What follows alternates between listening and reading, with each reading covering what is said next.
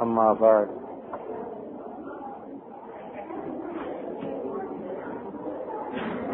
ہمارے حضرت رحمۃ اللہ علیہ ارشاد فرماتے تھے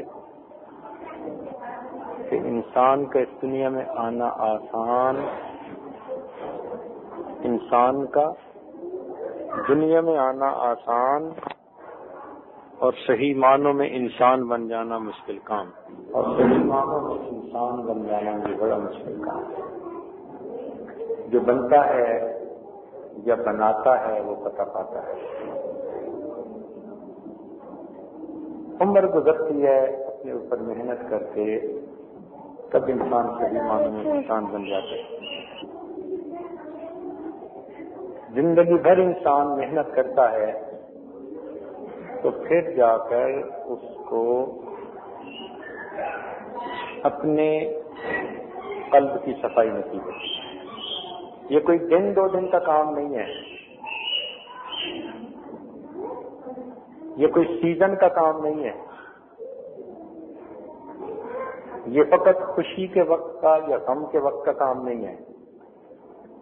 یہ نغمہ فصل گلو لالا کا نہیں پابند، بہار ہو کہ خزاں لا الہ الا اللہ۔ ہر حال میں لا الہ الا اللہ کی گردے لگانی پڑتی۔ آپ سوچئے کہ جس طرح کسی جگہ پر جھاڑو دے دیا جاتا ہے اور وہ جگہ صاف ہو جاتی ہے میل کچیل سے، اسی طرح کلمہ کا ورد کر لینے سے انسان کے دل کی زمین صاف ہو جاتی ہے۔ حضرت موسیٰ علیہ السلام نے پوچھا، اے اللہ مجھے وہ چیز بتا دیجیے جو آپ کو سب سے زیادہ عزیز ہے، سب سے زیادہ پسند ہے۔ فرمایا میرے پیارے پیغمبر اسلام آپ پڑھا کیجیے لا الہ الا اللہ۔ اے اللہ یہ تو سب پڑھتے ہیں۔ فرمایا میرے پیارے پیغمبر اگر ساتوں زمین اور ساتوں آسمانوں کو ایک پلڑے میں رکھ دیا جائے اور دوسرے پلڑے کے اندر اس کلمے کو رکھ دیا جائے تو یہ کلمہ ان سب سے زیادہ بھاری ہو جائے۔ اس لیے حدیث بتاتا مشہور ہے۔ بتاتا کہتے ہیں کاغذ کا ٹکڑا، کہ ایک مومن ہوگا جس کے 70 دفتر ہوں گے گناہوں کے، اور ہر دفتر پہاڑوں جیسا ہوگا، اتنے گناہوں کے دفتر ہوں گے، اور جب وہ کھولے جائیں گے تو اس بندے کو یقین ہو جائے گا کہ آج میرے بچاؤ کی کوئی صورت نہیں۔ پھر اللہ تعالیٰ فرمائیں گے کہ ان سب دفاتر کو ایک پلڑے میں رکھ دیا جائے۔ جب رکھ دیں گے تو پھر تو اس کو اور بھی زیادہ یقین کامل ہو جائے گا کہ آج میں نہیں بچ سکتا۔ اللہ تعالیٰ فرمائیں گے بندے ہم عدل کرنے والے ہیں، تیرا ایک عمل ہمارے پاس ہے۔ وَنَضَعُ الْمَوَازِينَ الْقِسْطَ لِيَوْمِ الْقِيَامَةِ، ہم نے میزان عدل قائم کیا ہے تو ہم اس عمل کو پیش کریں گے۔ چنانچہ ایک کاغذ کا ٹکڑا فرشتے آ کر اس میں ڈال دیں گے اور وہ اتنا بھاری ہوگا کہ 70 دفتر گناہوں کے ہلکے ہوں گے اور وہ بھاری ہو جائے گا۔ تو وہ حیران ہو کر پوچھے گا اے اللہ یہ کیا ہے؟ تو فرمائیں گے کہ دیکھ، جب دیکھے گا تو اس کلمے، اس کے اوپر کلمہ لکھا ہوا ہوگا۔ فرمائیں گے یہ کلمہ پڑھنے کا وزن ہے کہ اللہ تعالیٰ نے اس کو گناہوں کے 70 دفتروں سے بھی زیادہ وزنی فرما دیا۔ اللہ تعالیٰ کی ایسی رحمت ہو تو ایمان کا اس دن پتہ چلے گا کتنا قیمتی ہے۔ ہر چیز کی قدر اس کی مارکیٹ میں ہوتی ہے نا، ہر جگہ تو نہیں قدر ہوتی۔ اب کسی کے پاس جیولری ہو اور وہ سبزی فروش کے پاس لے جائے تو سبزی فروش کو کیا پتا، یا پھل فروش کے پاس لے جائے تو اسے کیا پتا۔ جیولری کا تو جیولر کو ہی پتا ہوتا ہے کہ کیا قیمت ہے اس کی، دوسرے بندے کے نظر میں تو اس کی کیا کوئی حقیقت تو نہیں ہو سکتی۔ اسی طرح ایمان کی حقیقت کا اللہ کو پتا، اور فرشتے جب آتے ہیں تو وہ اسی ایمان کو تلاش کرتے ہیں اور بندے کے اعضاء کو سونگھتے ہیں۔ تو ایمان کی وجہ سے بندے کے اعضاء میں ان کو خوشبوئیں محسوس ہوتی ہیں، خوشبوئیں آتی ہیں، اور وہ دیکھتے ہی پہچان جاتے ہیں کہ ہاں اس کے اندر سے ایمان کی خوشبو آ رہی ہے۔ یہ ایمان کی خوشبو ایسی، حدیث پاک میں آتا ہے کہ نبی علیہ السلام جب معراج کے لیے تشریف لے چلے تو بیت المقدس جانے سے پہلے ایک جگہ پر آپ کو بہت خوشبو آئی، اتنی خوشبو کہ آپ کا دل خوش ہو گیا. آپ نے پوچھا جبرائیل یہ کیسی خوشبو ہے؟ عرض کیا اے اللہ کے محبوب فرعون کی بیٹی کے بال سنوارنے والی جو عورت تھی مشاطہ، اس کی قبر ہے، یہ خوشبو اس کی مٹی سے آ رہی ہے. اور وہ واقعہ کیا تھا؟ واقعہ یہ تھا کہ فرعون کی بیٹی کے بال سنوارنے والی ایک عورت تھی خادمہ، وہ بال سنوار رہی تھی، اس کی کنگھی ہاتھوں سے گر گئی. جب کنگھی گر گئی تو اس نے کنگھی اٹھائی اور اٹھاتے ہوئے کہا کہ میں تو بس ایک خدا پر ایمان رکھتی ہوں. اس کی بیٹی کو یہ بات بری لگی کہ میرے باپ کو خدا ماننے کی بجائے اس نے تو کسی اور کی بات کی، موسیٰ علیہ السلام کے خدا کو خدا مانا. اس نے کہا تم ایسے اس کے خدا کو ایمان لے آئیے؟ اس نے کہا وہ اسی وقت تھی، اور اس نے جا کے فرعون کو بتا دیا. فرعون نے اس کو پکڑوا لیا، بڑے دربار میں بلا لیا.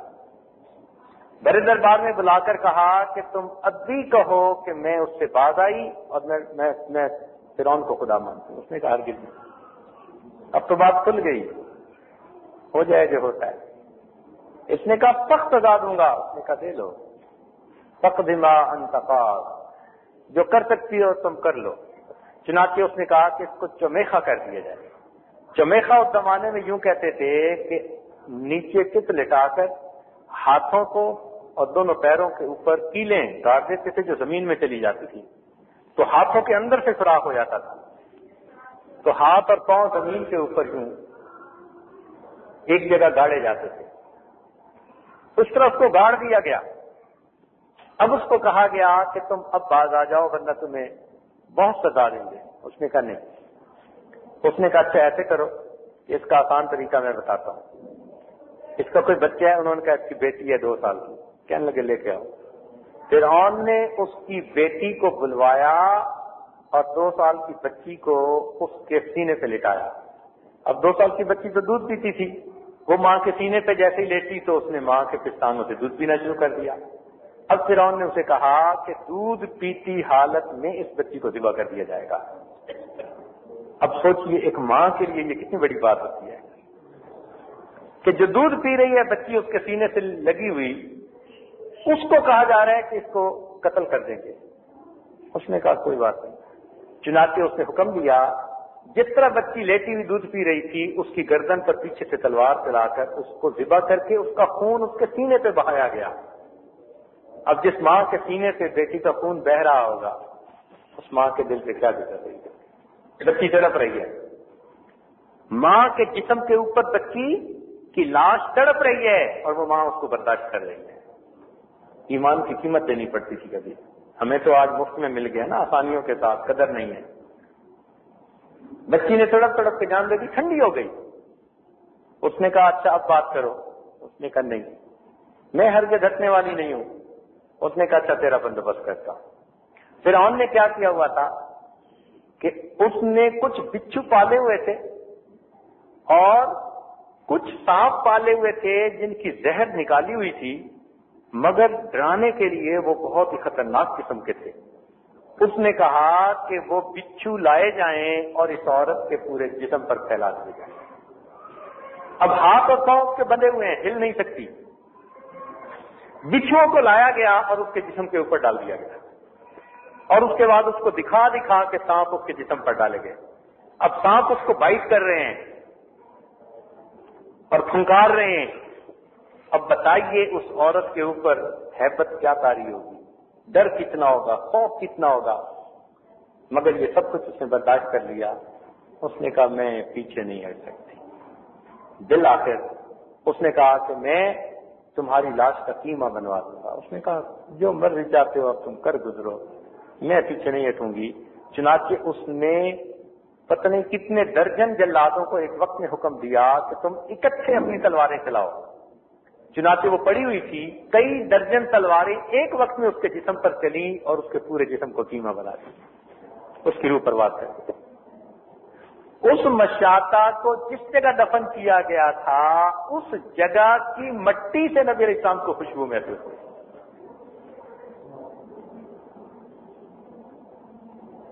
جب اس مشاطہ کو اس طرح ذبح کر دیا گیا تو بی بی آسیہ بھی یہ منظر دیکھ رہی تھی. ان کے دل میں بھی ایمان تھا.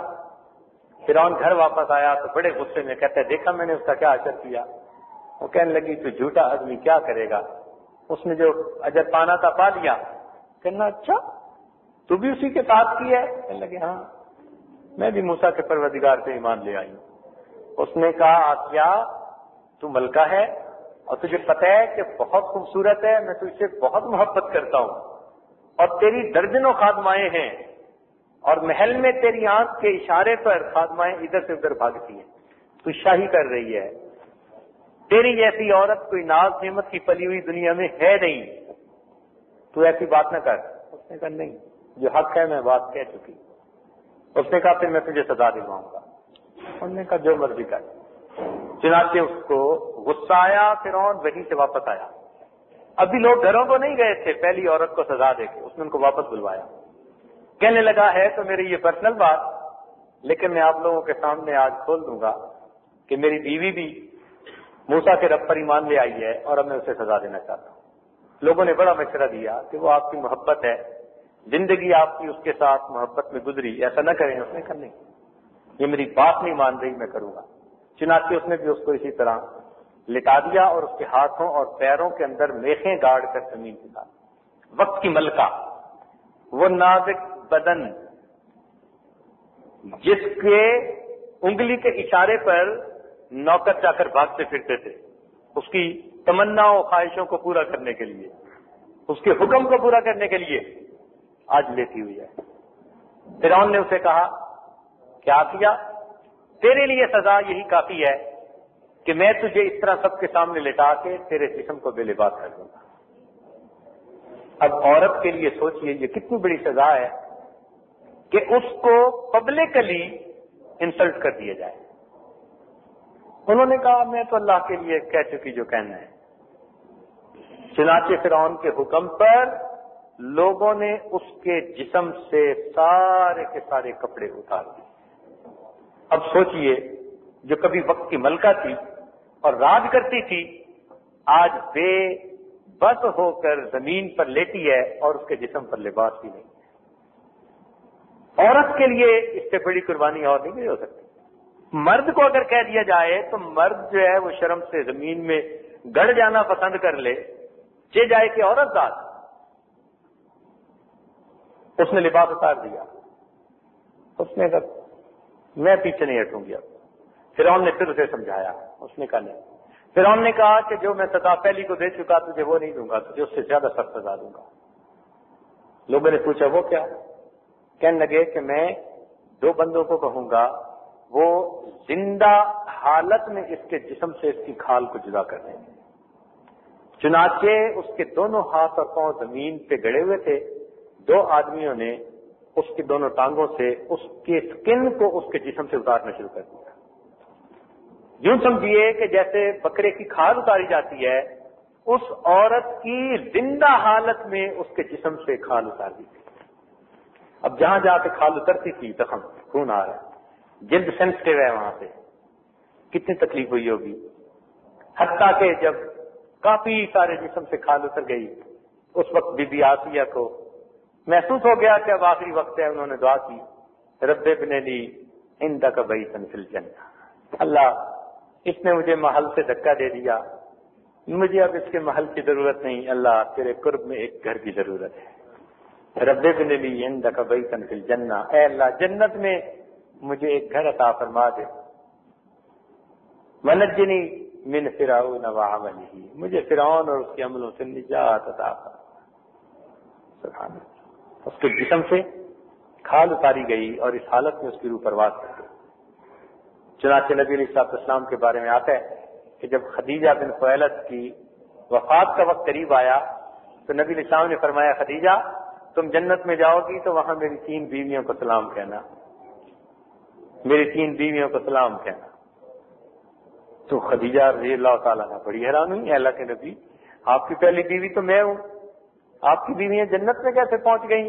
فرمایا 3 بیویاں میری جنت میں پہنچ گئیں, اللہ نے میرے ساتھ وعدہ فرما دیا. ایک مریم بنت عمران, اللہ تعالیٰ نے جنت میں اسے میری بیوی بنا دیا. ایک کلثوم جو حضرت موسیٰ علیہ السلام کی بہن تھی, ان کے حال کی خبر لینے کے لیے گئی تھی, ایک اس کو اللہ نے میری بیوی بنا دیا. اور ایک فرعون کی بیوی جو آسیہ تھی اور ایمان پر اس کی موت آئی تھی، اللہ نے جنت میں اس کو میری بیوی بنا دی۔ اللہ تعالیٰ کتنے قدردان ہے کہ دنیا میں ایک بندے نے بے قدری کی اور خامد ہو کر اس کے ذلیل و رسوا کیا اور اس کو تکلیف پہنچائی، اللہ رب العزت نے اس کے بدلے اپنے محبوب کو اس کا خامد بنا دیا۔ دیکھو کیسے عزتیں مل رہی ہیں۔ اللہ تعالیٰ کتنے قدردان ہیں، کتنے مہربان ہیں۔ تو جب نبی علیہ السلام معراج پر تشریف لے جانے لگے تو اس جگہ سے گزرتے ہوئے آپ کو اس عورت کی قبر کی مٹی سے خوشبو محسوس ہوئی۔ یہ ایمان ایسی چیز ہے، سبحان اللہ۔ اس لیے کئی مشائخ ایسے گزرے کہ جن کی قبور سے خوشبو آتی تھی۔ حضرت مولانا احمد علی لاہوری رحمۃ اللہ علیہ کو جب دفن کیا گیا تو 3 مہینے تک یا کچھ دنوں تک ان کی قبر سے خوشبو آتی تھی۔ حضرت مولانا یعقوب نانوتوی رحمۃ اللہ علیہ ان کو جب دفن کیا ان کی قبر سے بھی خوشبو آتی رہی۔ امام بخاری رحمۃ اللہ علیہ کو دفن کیا گیا ان کی قبر سے بھی خوشبو آتی رہی۔ لوگ حیران ہوتے ہیں کہ جی مٹی سے کیسے خوشبو؟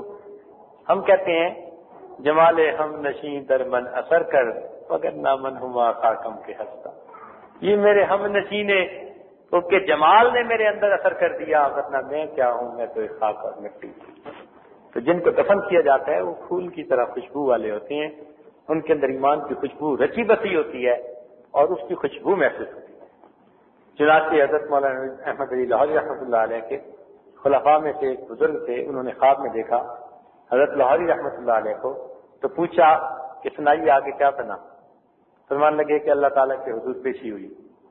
تو پھر اللہ تعالیٰ نے فرمایا احمد علی تو اتنا مجھ سے ڈرتا تھا، اتنا روتا تھا؟ فرمانے لگے کہ جب اللہ تعالیٰ نے مجھ سے پوچھا کہ تو اتنا ڈرتا تھا، اتنا روتا تھا، میں تو اور ہی ڈر گیا کہ مجھ سے پوچھا جا رہا ہے۔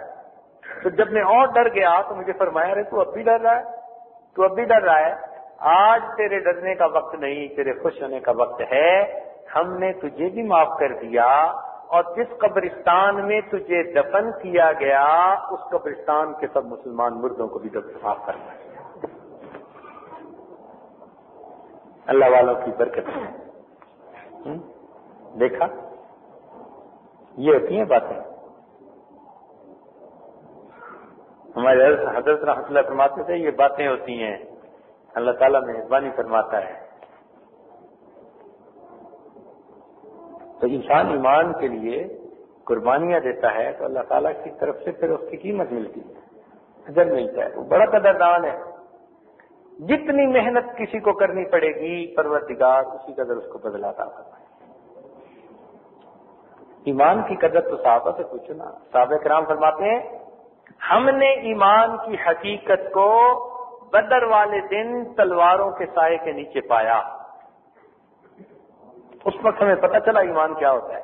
ہم نے ایمان کی حقیقت کو بدر والے دن تلواروں کے سائے کے نیچے پایا، اور آج ہم پنکھوں کی ٹھنڈی ہوا میں بیٹھ کے ایمان کی حقیقت تلاش کرتے پھر رہے ہیں۔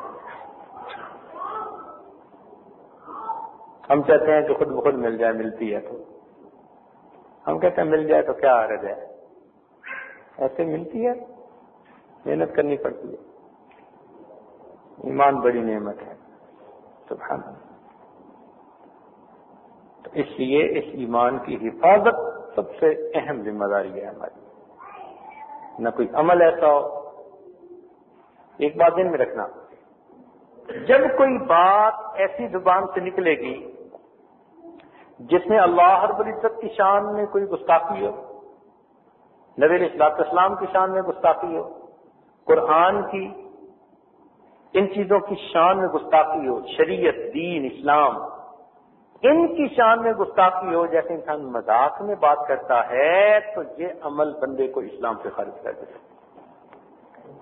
حتیٰ کہ حضرت قاضی ثناء اللہ پانی پتی رحمۃ اللہ علیہ نے مالا بد منہ میں یہ مسئلہ لکھا، فرماتے ہیں کہ اگر کسی بندے نے کہا کہ یہ تو شریعت کی بات ہے اور دوسرے نے کہا رکھ کرے شریعت کو فقد کفر، وہ کافر ہو گیا۔ اتنی بات کرنے سے کہ ایک نے کہا میاں یہ تو شریعت کی بات ہے اور اگلے نے کہہ دیا رکھ کرے شریعت کو فقد کفر، وہ بھی کافر ہو گیا۔ اس لیے بہت احتیاط کی ضرورت ہے. شیطان ہمارے پیچھے ڈاکو کی طرح لگا ہوا ہے. یہ ایمان کا ڈاکو ہے. ایمان پہ ہاتھ صاف کرنے کے لیے ہر وقت ہمارے پیچھے لگا ہوا ہے. ہر وقت ایمان لوٹنے کی فکر میں ہے اور ہم نے ایمان کو بچانا ہے. اس لیے یہ ذہن میں وساوس ڈالتا ہے, شکوک و شبہات ڈالتا ہے. تو جب ذہن میں وصفے آتے ہیں تو یہ علامت ایمان ہوا کرتی ہے. ڈاکو ادھر جاتے ہیں نا جدھر مال پیسہ ہو, خزانہ ہو, ویرانے میں تو نہیں نہ جاتے. تو اس لیے مومن کے دل میں ایمان ہوتا ہے کہ یہ اس کے دل میں وصفے ڈالنے کی کوشش کرتے ہیں.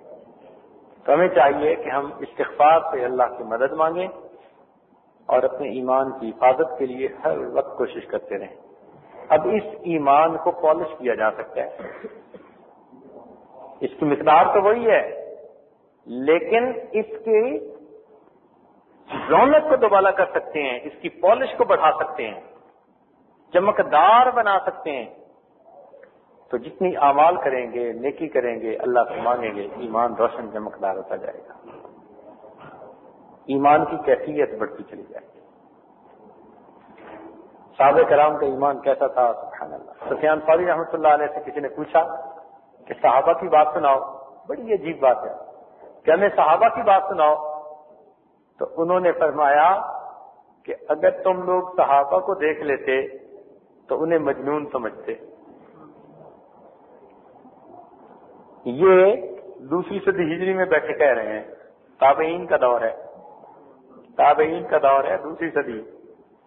وہ لوگ جنہوں نے صحابہ کو دیکھا ان کی بات ہے کہ پوچھا گیا کہ جب صحابہ کے بارے میں بتاؤ. فرماتے ہیں اگر تم لوگ انہیں دیکھتے تو تم انہیں سمجھتے کہ یہ مجنون ہے, پاگل ہیں, اور اگر وہ تمہیں دیکھ لیتے تو تمہیں ایمان پہ ہی نہ سمجھتے کہ یہ دین سے نکل چکے ہیں. اتنا فرق محسوس ہوتا تھا. تو صحابہ ایسے تھے, کھرے بندے. دوسری بات تھی نہیں. ایک آدمی بھاگا ہوا آیا, اللہ کے نبی میں کلمہ پڑھتا ہوں, شہادت دیتا ہوں آپ اللہ کے سچے رسول ہیں, مجھے ایک بات بتا دیجئے میں پکا ہو جاؤں گا. نبی علیہ السلام نے فرما دیا کہ ہاں تو کلمہ پڑھ لے اور اس بات سے پکا ہو جا. وہ کہنے لگے اچھا میں زندگی بھر پکا رہوں گا. پھر بھاگتا ہوا نبی السلام نے فرمایا جیسے جنتی کو دیکھ لاؤ, اس کو دیکھ لے. ایسے لوگ پکے, سبحان اللہ, ان کے دلوں میں ایمان, اس لیے ان کو یقین تھا.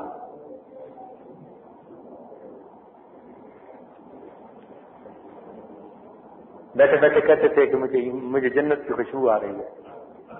کئی ان میں سے کہتے تھے کہ میں جنت کی حوروں کو دیکھ رہا ہوں, اور واقعی ان کی ایسی کیفیات ہوتی تھی. چنانچہ جہاد کے وقت میں باپ بیٹے کو کہتا, بیٹا باپ کو کہتا کہ اچھا میں آگے جا رہا ہوں, میرے اسلام نبی اسلام کو خدمت میں پہنچا دیں. تو دشمن کے صفوں میں گھسنے سے پہلے یہ بات کیا کرتے تھے کہ میں جا رہا ہوں اور میں تمہارے اسلام نبی اسلام کی خدمت میں پہنچا دوں. فقاتل حتی قتل. ایسا جہاد کرتے تھے حتیٰ کہ خود بھی شہید ہو جاتے تھے.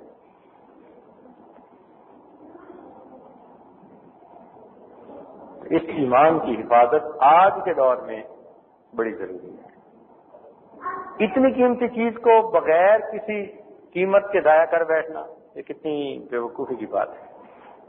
اور یہاں رہتے ہوئے اولاد کے ایمان کی فکر ہے. ہم پہلے لوگ اعمال پہ رویا کرتے تھے, آج ہمیں ایمان پہ رونے کی ضرورت ہے. پہلے لوگ اعمال پہ روتے تھے کہ اعمال ضائع ہوتے جا رہے ہیں, آج ایمان پہ رونے کی ضرورت ہے کہ ایمان کا کیا بنے گا. اس لیے روز یہ دعا مانگا کریں, رضیت باللہ ربا وبمحمد نبیا وبالاسلام دینا. میں اللہ سے راضی ہوں کہ میرا پروردگار ہے, میں نبی علیہ السلام سے راضی ہوں کہ میرے محبوب آقا ہیں, اور میں دین سے راضی ہوں, اسلام سے راضی ہوں کہ میرا دین ہے. اللہ رب العزت ہمیں اس ایمان کی حفاظت کے ساتھ دنیا میں زندہ رکھے اور اس ایمان کی حفاظت کے ساتھ دنیا سے جانے کی توفیق عطا فرمائے۔ امام احمد بن حنبل کا واقعہ آپ نے سنا ہوگا نا کہ آخری لمحات میں طلباء کلمہ پڑھنے لگے، حضرت مان لگے لا لا، پورا کلمہ جاری نہیں ہوتا تھا۔ اللہ نے کیا طبیعت سنبھل گئی تو لوگوں نے پوچھا کہ حضرت آپ پورا کلمہ نہیں پڑھ رہے تھے؟ فرمایا اس وقت شیطان میرے سامنے اور مجھے کہہ رہا تھا کہ احمد بن حنبل تو ایمان بچا کے دنیا سے رخصت ہو گیا، اور میں اسے کہتا تھا لا، مردود ہرگز نہیں، جب تک میرا آخری سانس نہیں نکل جاتا میں اس وقت تک تجھ سے امن میں نہیں ہوں۔ پتہ نہیں آخری لمحے کیا، پتہ نہیں آخری لمحے کیا، ڈرتے تھے۔ اس لیے ایک صحابی چاروں قطار بیٹھے رو رہے تھے، کسی نے دیکھا تو اس نے دوست نے کہا کہ کیا ہوا، کوئی غلطی سے درد ہو گئی جو اتنا رو رہے ہو؟ تو ان کے سامنے جو کا دانہ زمین پہ پڑا ہوا تھا، انہوں نے وہ جو کا دانہ اٹھا کے دکھایا اور کہنے لگے اللہ کی قسم میرے گناہوں کا وزن اس جو کے دانے کے برابر بھی نہیں۔ یہ کہنے لگے اللہ کی قسم میرے گناہوں کا وزن اس جو کے دانے کے برابر بھی نہیں، میں گناہوں پہ نہیں رو رہا، میں رو اس بات پہ رہا ہوں کہ کہیں موت کے وقت میں ایمان سے محروم نہ کر دوں۔ میں اللہ کی بے نیازی پہ رو رہا ہوں، اللہ کی بے نیازی پہ رو رہا ہوں کہ ایسا نہ ہو کہ کہیں موت سے پہلے ایمان سے محروم کر دیں۔